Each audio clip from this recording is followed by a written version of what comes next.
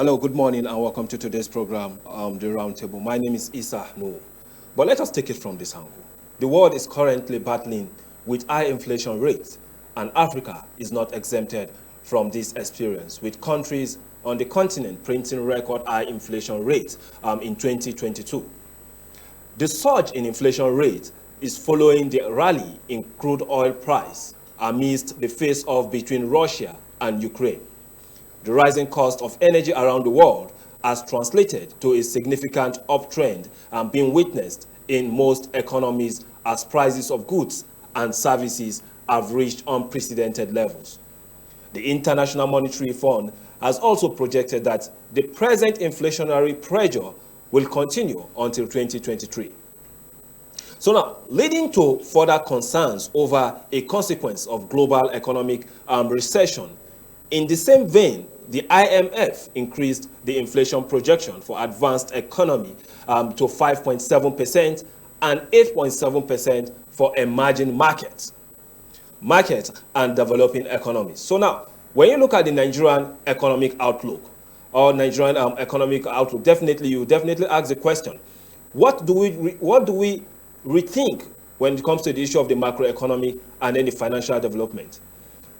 Nigeria's economy grew by 3.6% in 2021 from a 1.8% contraction in 2020, underpinned on the supply side by 4.4% expansion in the non-oil sector against 8.3% contraction in the oil sector.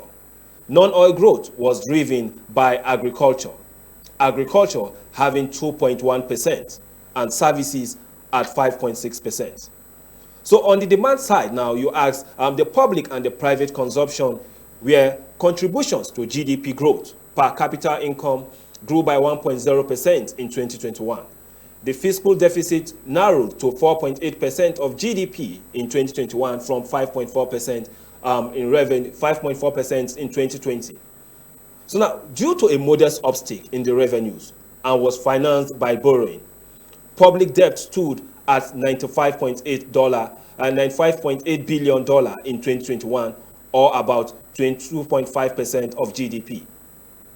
So when we look at the annual average inflation, which stood at 17.0% in 2021 against 13.2% the previous year and above the central bank's 6 to 9% target. Inflation was fueled by food prices at the start of the year and exchange rate pass-through. The central bank kept the policy rate unchanged at 11.5% in 2021 to support economic recovery.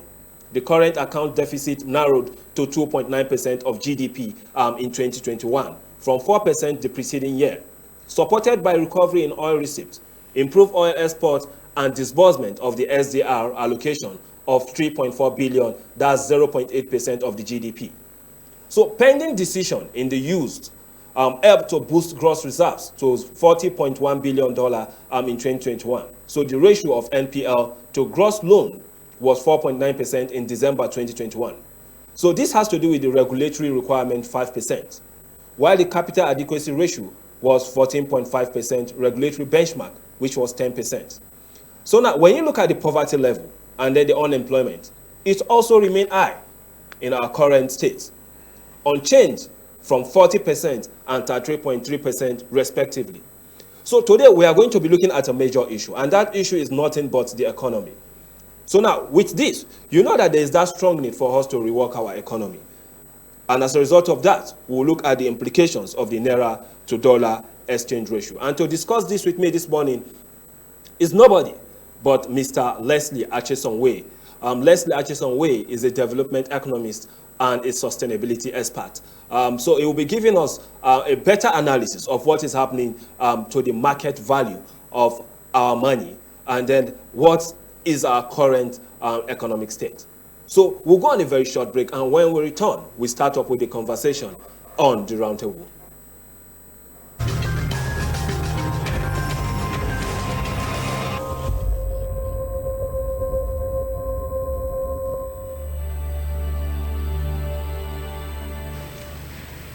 Mr. President, last Saturday, the country which I have the honor to represent, the Federation of Nigeria, became independent and assumed the rights and the responsibilities of a sovereign state. Today, Nigeria has been admitted into the United Nations organization and assumes still more responsibilities. I wish to make our position plain beyond any matter of doubt as regards the African continent. We in Nigeria appreciate the advantages which the size of our country and of its population give us, but we have absolutely no aggressive intentions. We shall never impose ourselves upon any other country and shall treat every African territory, big or small, as our equal, because we honestly feel that it is only on that basis of equality that peace can be maintained in our continent. We in Nigeria are a populous country. There are about 40 million of us, and our territory is relatively large. We are willing to learn before we rush into the field of international politics. But we are totally unwilling to be diverted from the ideals which we think true.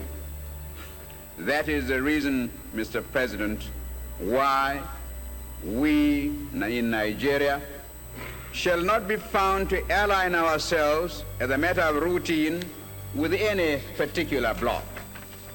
Indeed, I hate the very idea of blocs existing at all in the United Nations. It seems to me to be a contradiction in terms. When we hear the world crying out for peace, we may receive the inspiration to deal with these intractable problems and be able really to devote all our resources to the advancement of mankind by applying those eternal truths which will inevitably persist long after we ourselves are utterly forgotten. Thank you, Mr. President.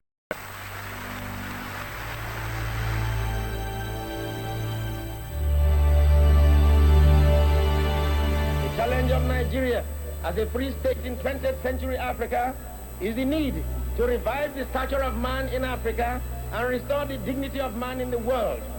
Nigerians believe passionately in the fundamental human rights. We regard all races of the human family as equal. Under no circumstance shall we accept the idea that the black race is inferior to any other race. I appeal to all our leaders, far and near, to forget the wounds which were inflicted in cause of our internecine altercation. The love of our country should outweigh the love of our petty selves. The enjoyment of individual freedom under the law should mean more to us than our self-centered party programs and manifestos. Common dangers and common enemies alert us on the need for common security. Come and join Abubakar with me, Sadauna, Awolowo, Akitola, Osadebe, Okpara, Ikoku, Aminu Kano, Ibrahim Imam, and Taka. Let us bind the nation's wound and let us heal the breaches of the past so that in forging our nation, there shall emerge on this continent a hate-free, fear-free, and greed-free people who shall be in the vanguard of a world task force whose assignment is not only to revive the stature of man in Africa, but to restore the dignity of man in the world.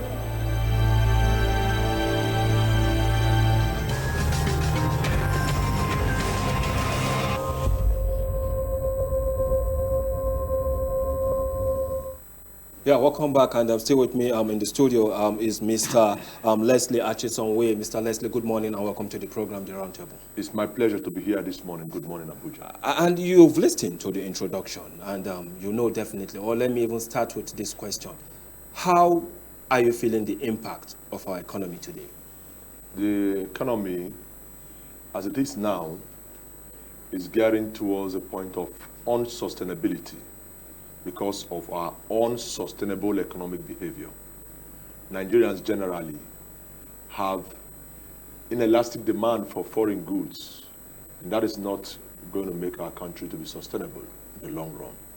Okay, now, if you feel, have you been to the market? Because just of recent, we've seen so many prices of goods and services on the high position, and this is not good for us, because we've also noticed that many Nigerians are definitely complaining of the cost of goods and services.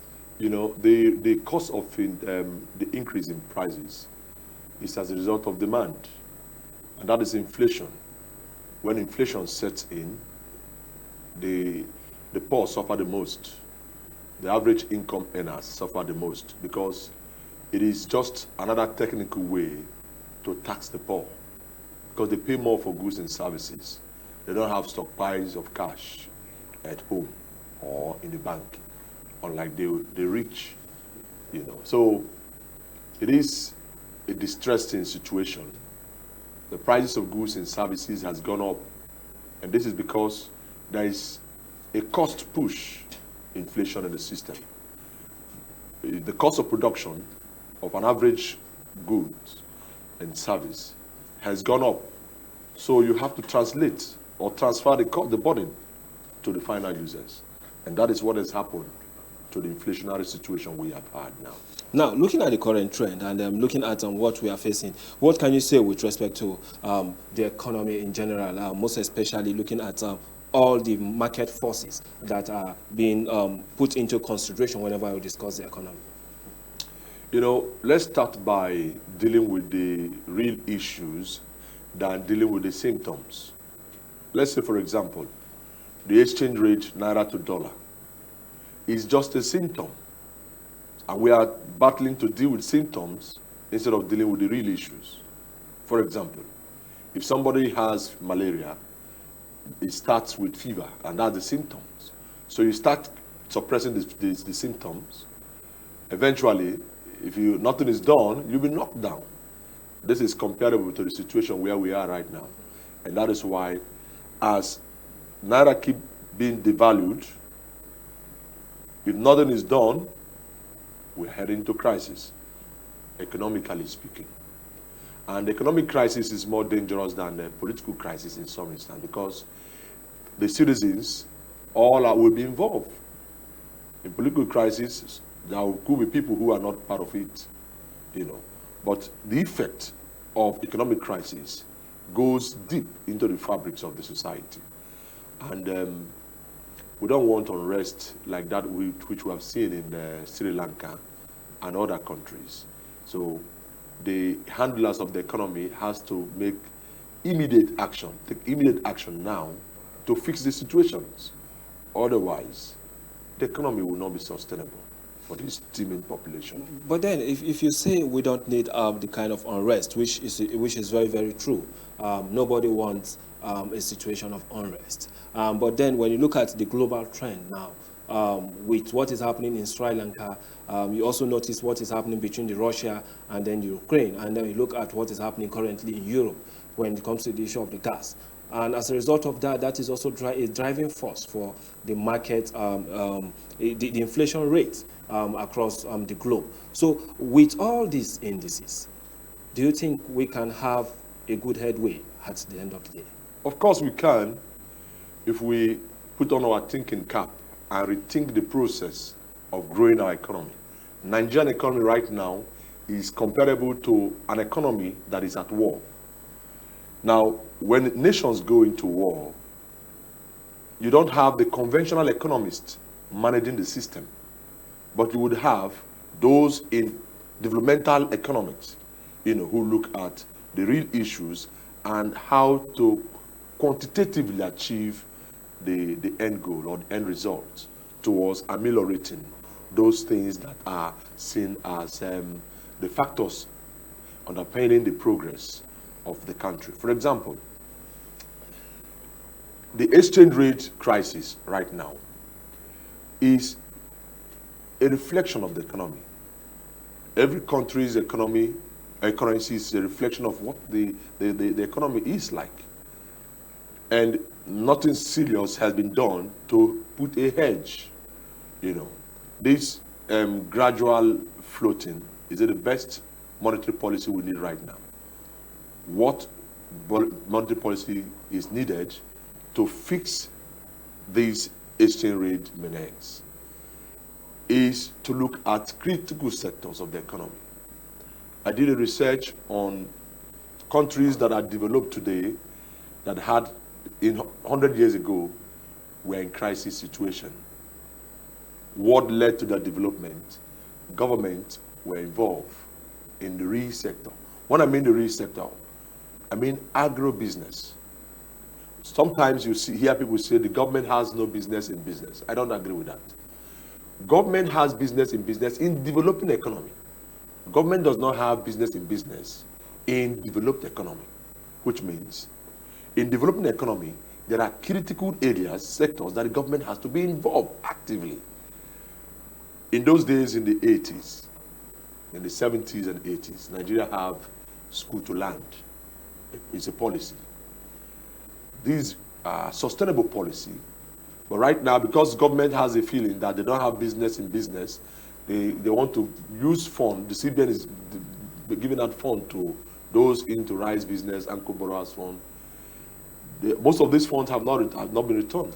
They have been declared force majeure. Most of them will not be repaid. Some of them think that this money is their own share of the national cake. So what then is the problem? The government has to own its own farm, feed its population, and export.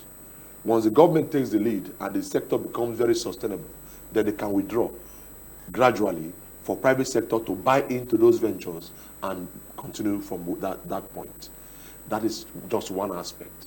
Then on the transportation aspect, the government has to be involved, expanding roads, infrastructures, farm roads that leads to factory, processing centers, and allow private investors to come in and buy in equity to those business.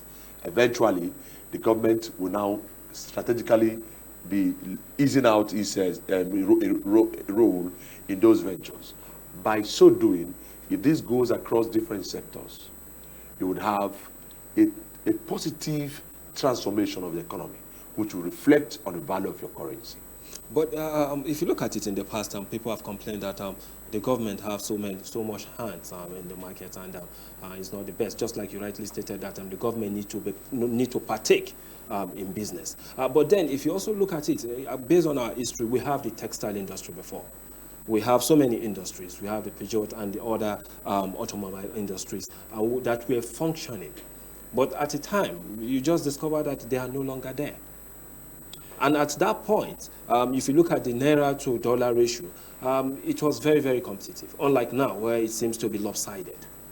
So are you concerned also about our manufacturing industry? It is very distressing because I was once a staff of Michelin. For no reason, the company relocated from Nigeria to Ghana, and about 6,000 employees, both direct and indirect, were laid out of work. And this goes round for a lot of industries within Nigeria. We had the textile companies, we have the leather companies, and all of these companies have closed down shops. So fundamentally, we have not dealt with power situation seriously.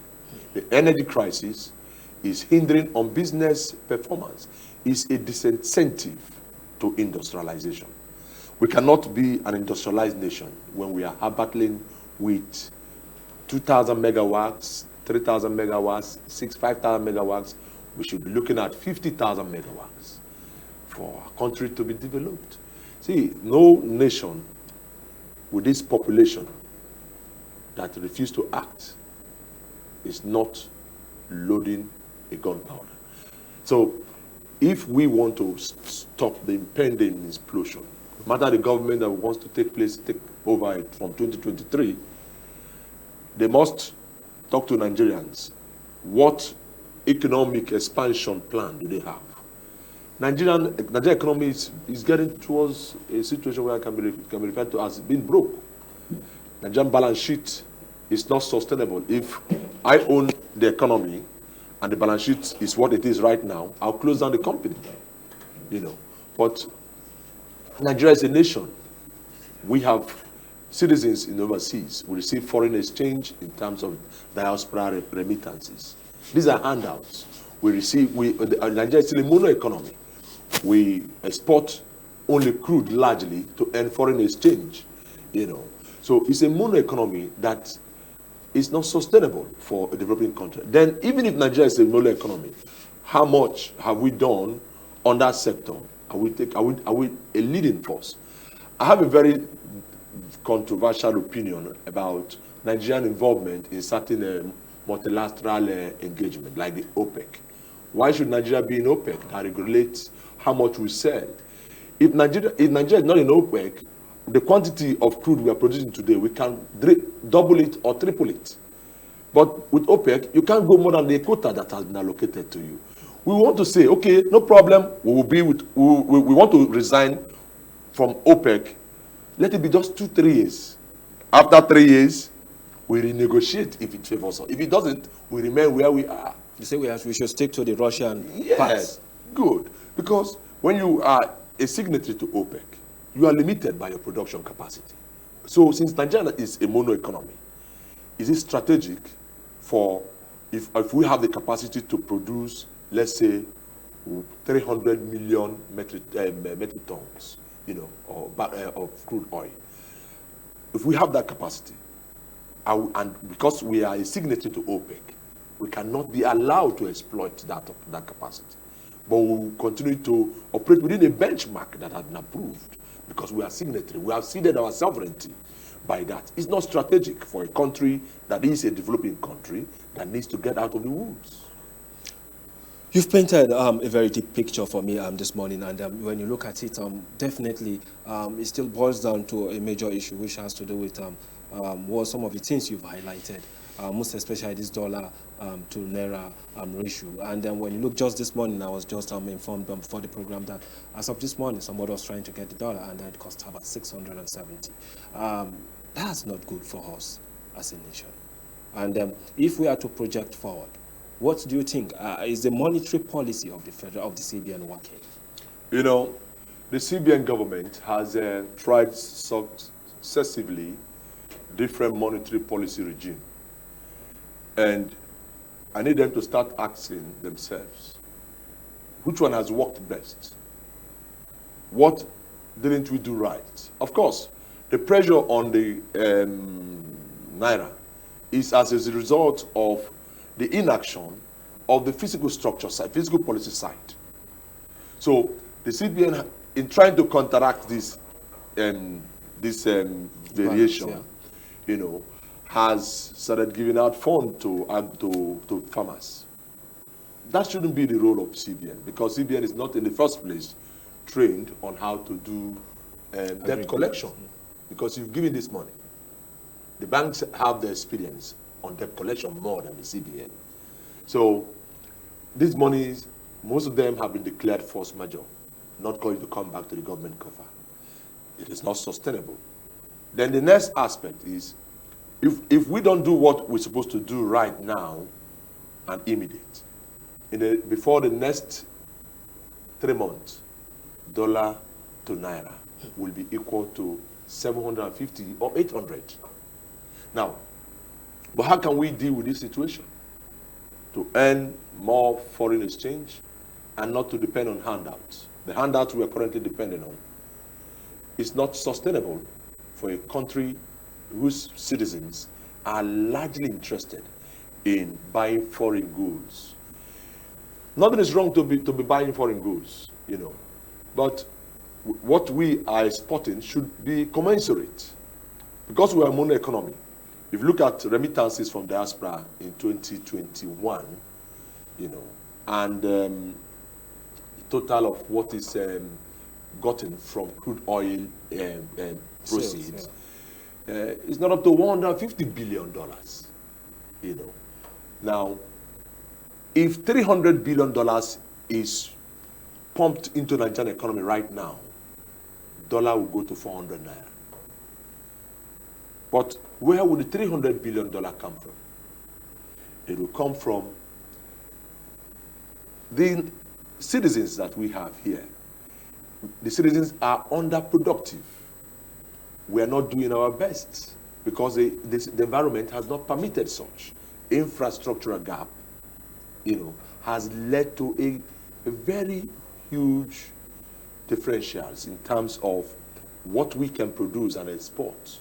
You know, even in Africa, we're not dominating African markets, say the North Africa or the East African market. We're not dominating yet. So, are there things we're not doing right? Yes, there are.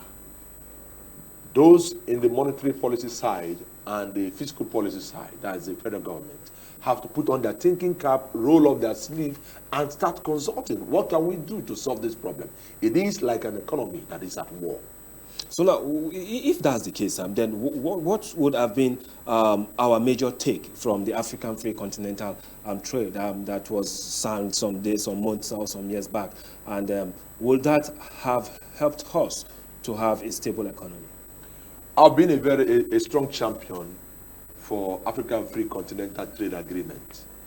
Since the agreement was signed, bold steps have not been taken. I'm very concerned about those who have been appointed, even within Africa, unfortunately, have not been able to understand the dynamism of foreign trade or business in this way. When MTN came to Nigeria, there were infrastructural gap. MTN started building masks. You know, the telecom companies started building masks, Glo, Etisalat, and so on. And because there is demand, you know, create demand, create scenarios, create situations that will lead to demand for goods and services. Then policymakers will grapple with understanding what is happening, because by the time they see the huge turnover in terms of monetary terms, they will sign and show commitment to African free continental trade. Then on a second leg,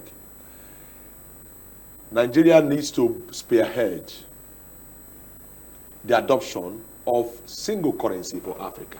If we can't do that for Africa, we'll do that for ECOWAS. These are strategic ways. But then when you talk of that particular aspect, we've seen leaders in the past trying to do such. One of them is late now, Yes. a person of Muammar Gaddafi. It has. And do you think this will, because you cannot talk about the African economy without also looking at the international market, most especially outside Africa. There will be reaction. There's a standard forces. See, I understand from my private studies the behavior of the Western, Oligarchs. oligarchs, yeah, as you said. Now, it is very simple. When President Trump was about to take over as the President of the United States, his campaign then was America first, isn't it? Can we start with Nigeria first, Africa first? See, in developing economy, you must still use the sustainable ways of energy solution. Let's say Nigeria, for example, has huge deposits of coal. And somewhere we're not using this coal to provide energy. I was born in the creeks of the Niger Delta. For the past 4 decades and above, there has been gas flaring. And this gas that has been flared can be piped into people's homes, can be exported. What is the reason why this gas have not been this flaring has not been stopped? But you know it has. They've started the process known as the AKK gas pipeline. The PIA captured the fact that the gas flaring will be stopped. That they fix a date on which the gas flaring activity have to be stopped, across all the oil producing communities. Right now, I've not seen any serious attempt towards stopping the gas flaring. Nigerians don't need to pay so much to acquire gas. Do you know how much is a kilo of gas right now? Then look at the diesel. It's not a rocket science to build a modular refinery. I have an opinion that, okay, because we chunk of our money, foreign exchange, whether it's in the swap deal or whatever deal that is used as a means of transaction, goes to the forex. We buy we buy petrol with dollar. Nigerian currency is not convertible yet. You can't pay for goods and services outside the shores of Nigeria with naira. Nobody accepts it. I've been to at least 8 West African countries. You tender naira, they reject it. But you tender SEFA, it's accepted. So what are we not doing right?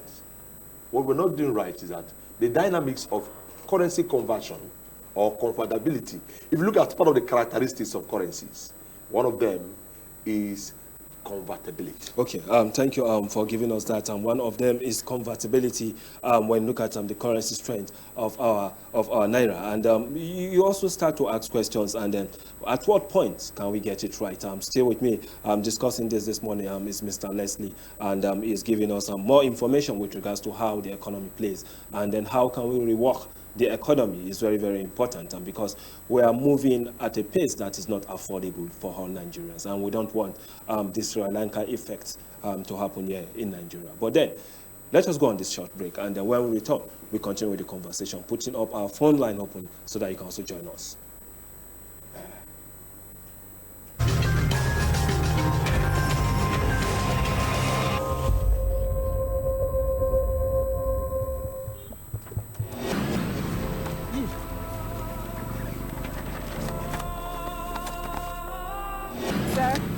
Please give us the permission to search you. You can go. Is this a movie? If it happened.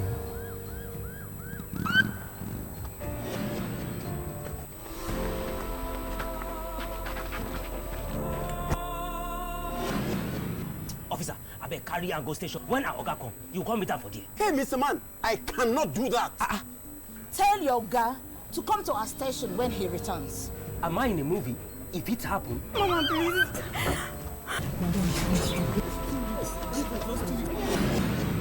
Mama, please. Thank God you're here. Do the needful. Mama, please, just 3 weeks Madam, now.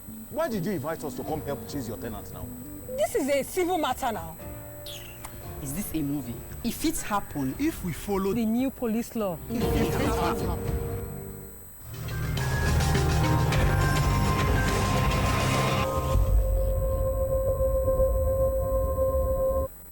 Okay, welcome back, and then let me just go ahead and then call the number so that you can join us. The number to call is 090-5740-8127. 090-5740-8127 is the number to dial. Dial the number telling us your name, your location, and then make your contribution known to us. So now, let me ask you, Mr. Leslie. Now, the reports I had before now is that the urban inflation rate increased to 18.24%. On a year-on-year basis in May 2022, that's this year. And then, according to the report, this is a 0.27% decline compared to 18.51% recorded in May 2021. That's last year. And what say with regards to this? When you have this inflation, despite the fact that it reduces, you see it at 0.27, that's not significant enough for an economy of over 200 million persons. You know, inflation sometimes looks as if it's exportable and transmittable. Right now, there is global crisis, inflation everywhere, triggered as a result of the COVID-19. But as that is trying to fizzle out, the Ukraine and Russia crisis came in. And that has affected the movement of goods and services around Europe, and has also affected commodities, which in effect, Nigeria is not in isolation. So Nigeria has been experiencing its own share. But we're not taking good advantage of the situation anyway. Now, that aside, what is happening right now, the inflation is a disincentive, is a technical task to the poor. Because the poor is not able to pay this, they bear the brunt, of buying goods and services at a higher price. Some consumables like rice, beans, the grains have all increased in value. Some You look at 30% increase, or 40%, depending on the grain you decide to pick. Despite the money being disbursed by the central bank. The central bank. It's not, there's no correlation between what the central bank has disbursed right now with the current price of goods and services in the market. Otherwise, the price of rice will be 15,000 naira a bag. If there is a correlation, the price will not go up. So that's another kettle of fish. So now let's look at this aspect of what can the government do right now to make sure that this inflation, especially for consumables, goes down. Before then, this period now is, for some crops, they are harvestable. Should be the period when goods, the price of commodities, some consumption should fall down. But ordinarily, instead of these goods falling down, they are going up. Because of the demand. Because of the demand. And the insecurity in the country has also triggered a technical disconnect between the output, and what the people are consuming. Because of that gap, when people buy more, the little that is in the market is exhausted. When the next time you come, the price goes up. As at 3 days ago, the white garri was 300. As at yesterday is 350 per mudu. Then same with the red garri. That's just one. This same thing is applicable to other prices of commodities in the market. So what isn't done right now is the government disconnection, the government inaction in being involved in this vital and most critical sector that leads to massive economic development for a developing country. Nigeria is a developing country. And the government must not stand aloof and say the government does not have business in business. Make the business sustainable. Let people start investing in agriculture. Now, we talked about the refinery. Because look at it now. The price of diesel has an effect on the unit price of a commodity.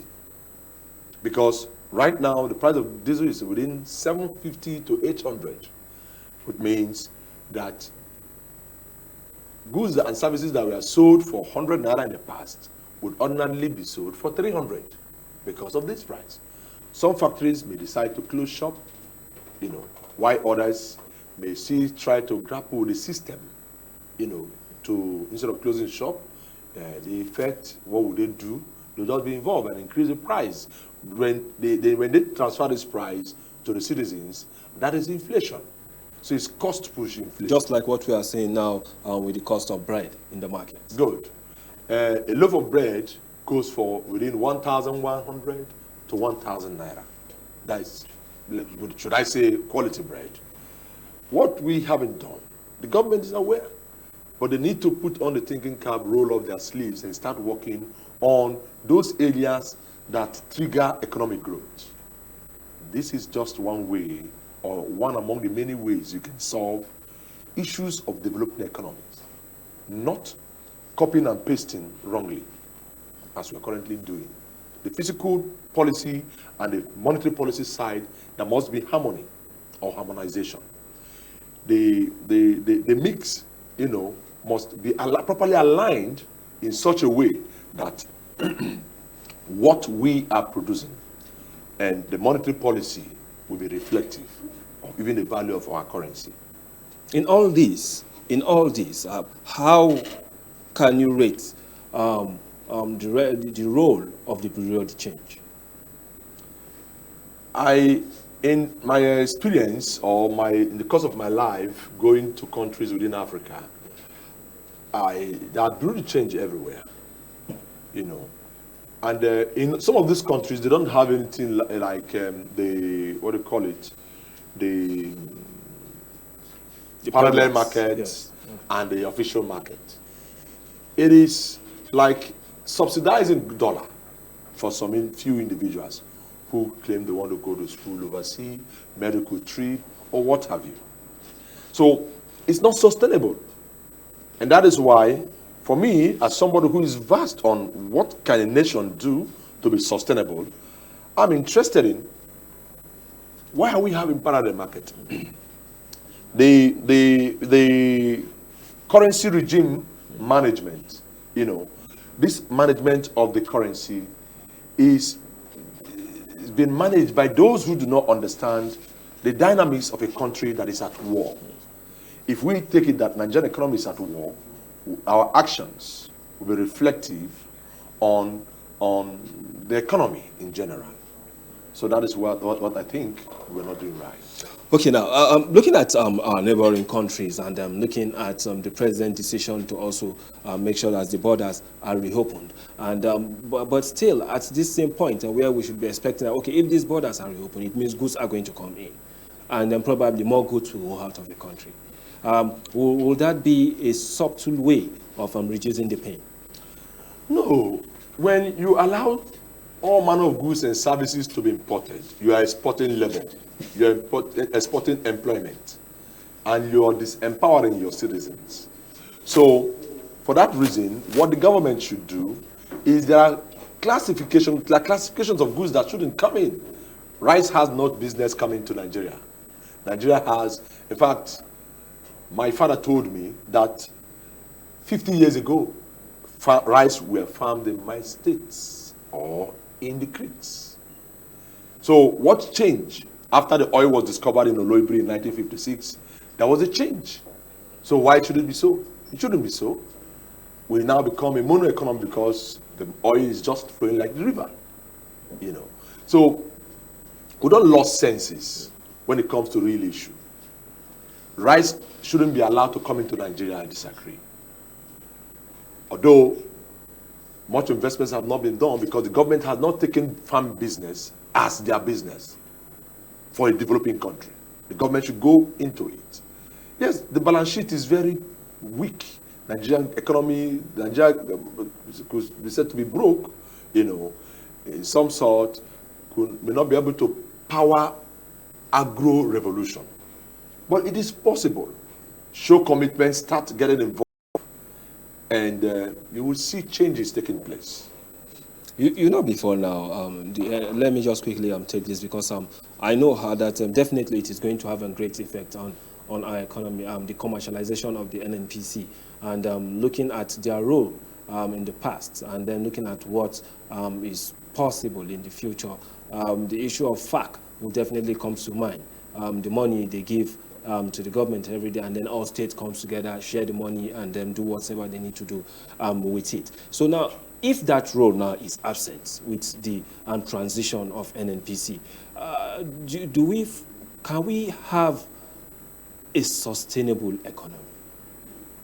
Well, the NNPC Limited, as we have it, for me, should embark on change management, should also look at the business environment where it operates and advise the government to allow certain calibers of people to also contribute in importing crude oil in the interim. Now, to solve that problem permanently, because we have been dealing with the symptoms, to solve that problem permanently, two things. The first is the NNPC, as a matter of necessity, should build a modular refinery. That is one. Then the second thing, all multinational companies in Nigeria, all the IOCs, international oil companies in Nigeria, should have one modular refinery. All of them together will give us a modular refinery because there's global economic issues. So I don't expect one oil company to be able to fit that bill.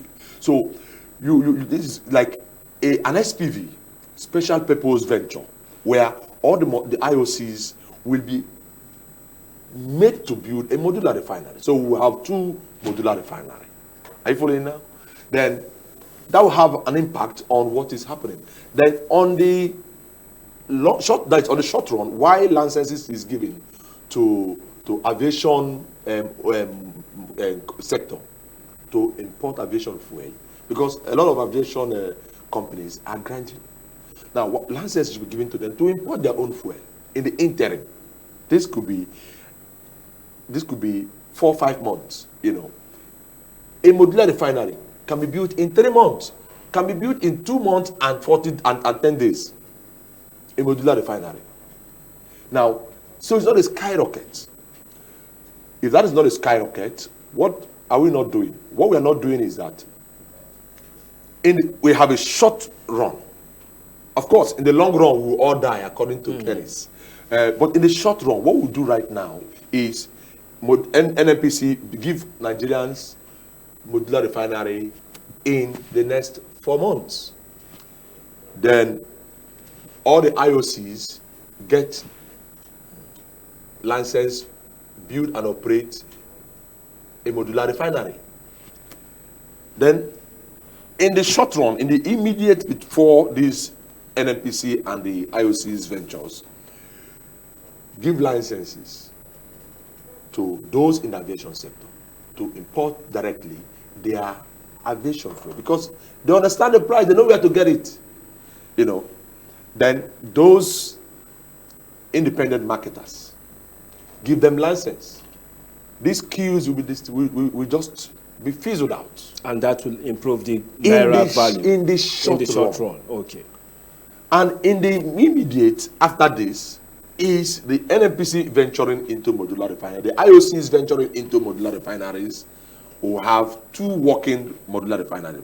While we wait for Dangote's refinery to come on stream, while we wait for Bua to come on stream, and others that has obtained licenses, these ones can start hitting the ground running.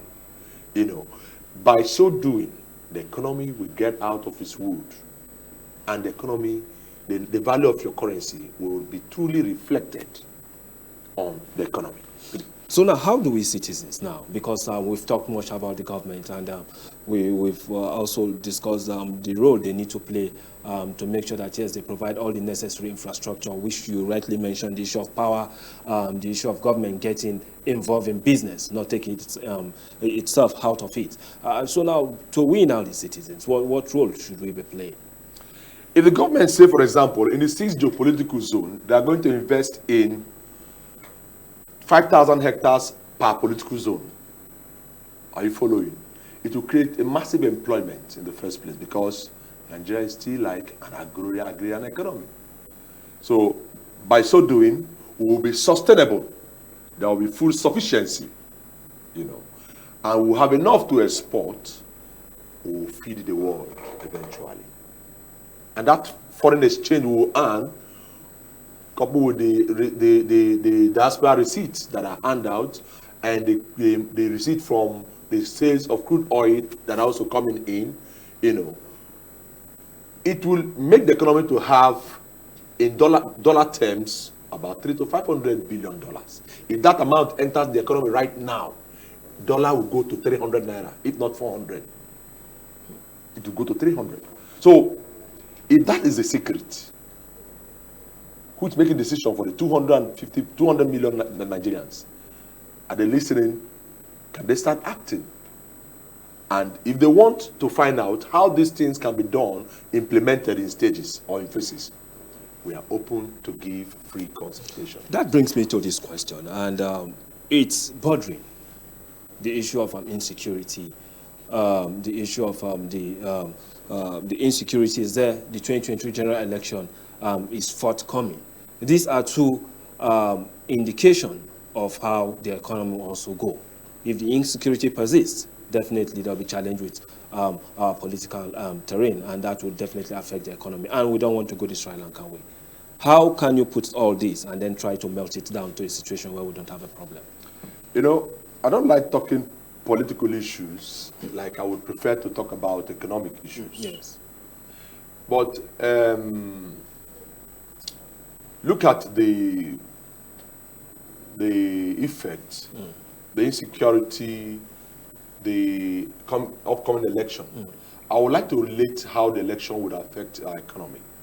You know, between the time when the campaign will be rolled out, you know, when INEC will say start campaigning, to December, the value of dollar would go up if we do nothing now, because stashed dollars will increase. Okay, thank you so much, Mr. Leslie, for joining us this morning. You've indeed educated me, and I believe to our viewers and listeners at home, you've also educated them.